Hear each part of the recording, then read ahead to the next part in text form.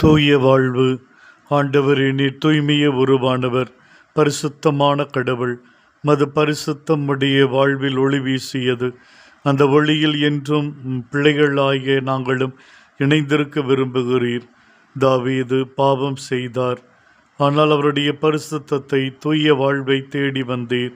அந்த தூய வாழ்வை எவ்வளவு சீக்கிரம் கொடுக்க முடியுமோ அந்த வேகத்தில் கொடுக்க நீர் விரும்பி நாத்தான் இறைவாக்கினரை அனுப்புகிறேன்.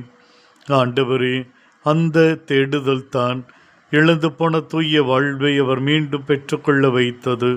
பேதுரு தன் மறுதளித்தலால் எழுந்து போன தூய வாழ்வை தமது உன்னத பார்வையினால், தனது மனமாற்றத்தின் கண்ணீரால் மீண்டும் அவர் பெற்றுக்கொண்டார்.